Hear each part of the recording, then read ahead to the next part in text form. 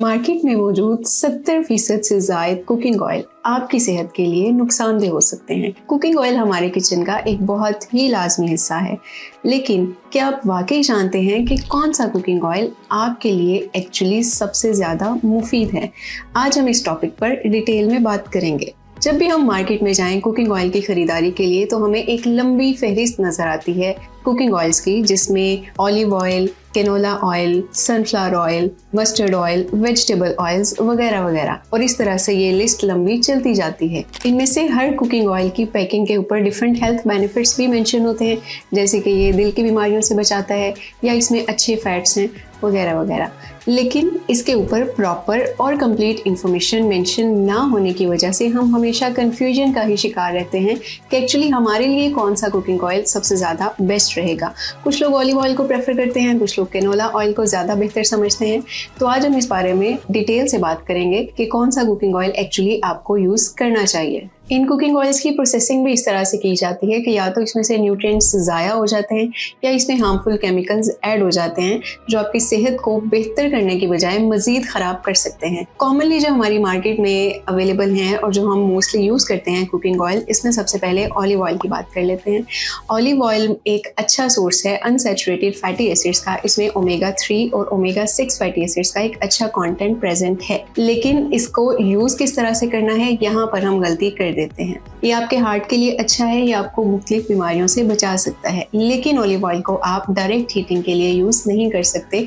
इसको आपने कैसे इस्तेमाल करना है, आप इसको सैलेड के ऊपर डाल के इस्तेमाल कर सकते हैं, रोटी के ऊपर लगा के इस्तेमाल किया जा सकता है, या फिर अगर कोई सालन वगैरह आप इस्तेमाल कर रहे हैं तो उसके ऊपर भी इसको डाल सकते हैं कि इसको आप डायरेक्टली हीट ना करें ताकि आपको ये प्रॉपर हेल्थ बेनिफिट्स प्रोवाइड कर सके। कैनोला ऑयल भी अनसैचुरेटेड फैटी एसिड्स का एक अच्छा सोर्स है, लेकिन इसके साथ होता ही है कि कैनोला ऑयल की प्रोसेसिंग के दौरान क्योंकि हैवी प्रोसेसिंग की जाती है तो इस वजह से ट्रांस फैटी एसिड्स का लेवल ज्यादा हो जाता है। और ट्रांस फैटी एसिड्स क्या करते हैं, इस ऑयल के अंदर जो बैड कोलेस्ट्रॉल यानी कि LDL है उसका लेवल ज्यादा कर देते हैं, और गुड कोलेस्ट्रॉल जो कि HDL होता है उसका लेवल कम कर दिया जाता है। तो ये कंजम्पशन के लिए एक अच्छा हेल्दी ऑप्शन कंसीडर नहीं किया जाएगा।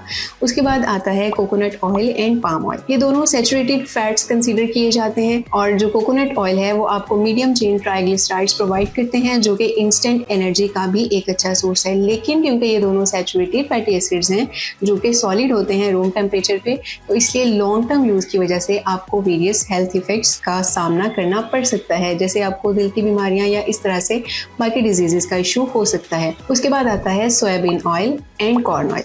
Soybean oil and corn oil ये दोनों भी अच्छे सोर्सेज कंसीडर किए जाते हैं, लेकिन इन दोनों में क्योंकि ओमेगा 6 फैटी एसिड्स का लेवल ज़्यादा होता है और ओमेगा 6 की ज़्यादा कंजम्पशन की वजह से आपको हार्ट डिजीजेस के चांसेस बढ़ सकते हैं, इसलिए ये भी एक अच्छा हेल्दी ऑप्शन कंसीडर नहीं किया जा सकता फॉर कंजम्पशन।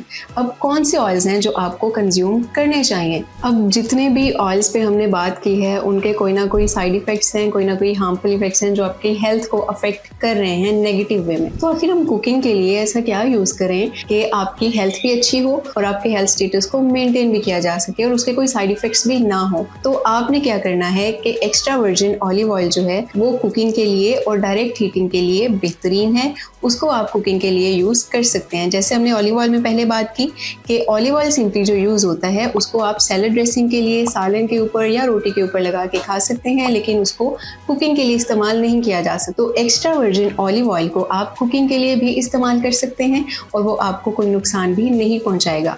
इसके अलावा जो एक बेहतरीन ऑप्शन है आपके घरों में अवेलेबल होता है देसी घी। देसी घी की अगर आप मुनासिब मिकदार कंज्यूम करते हैं डेली बेसिस पे तो वो भी आपको बहुत सारे हेल्थ बेनिफिट्स प्रोवाइड करता है, क्योंकि फैट्स और ऑयल्स हमारे लिए बहुत ज़रूरी हैं। जो फैट सोल्युबल विटामिन होते हैं जैसे कि vitamin A, D, E and K, इन सब की एब्जॉर्प्शन के लिए, यूटिलाइजेशन के लिए हमें फैट्स चाहिए। तो फैट्स कहाँ से आएंगे? ये इन्हीं सोर्सेज से आएंगे, ठीक है। तो अगर आपके घर में देसी घी अवेलेबल है तो उसको भी आप डेली बेसिस पे कंजम्पशन के लिए इस्तेमाल कर सकते हैं। आप मैक्सिमम 1 टेबलस्पून डेली बेसिस पे यूज़ कर सकते हैं देसी घी का, जो आपके बोन्स को भी बेहतर करेगा, आपकी इम्यूनिटी को बेहतर करेगा और जो फैट सोल्युबल विटामिन्स हैं उनकी एब्जॉर्प्शन में भी हेल्प करेगा। इसके अलावा एक्स्ट्रा वर्जिन ऑलिव ऑयल की एक और ख़ास बात यह है कि इसमें ओमेगा 3 और ओमेगा 6 फैटी एसिड्स की आइडियल रेशियो प्रेजेंट है, जो कि आपके हार्ट के लिए बहुत ही अच्छी है, बहुत इफेक्टिव है और आपको हार्ट डिजीज़ की तरफ नहीं लेके जाएगी।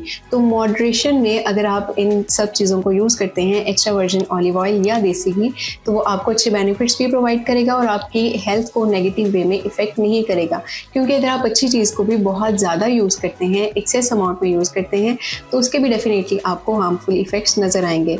तो मॉडरेशन में आपने इन सब चीज़ों को लेके चलना है ताकि आपकी हेल्थ भी अच्छी हो और आप अपनी हेल्थ को मेंटेन भी कर सकें। अगर आपको ये वीडियो पसंद आए तो इसको लाइक करें और ऐसी मज़ीद इंफॉर्मेटिव वीडियोस देखने के लिए इस चैनल को सब्सक्राइब करें।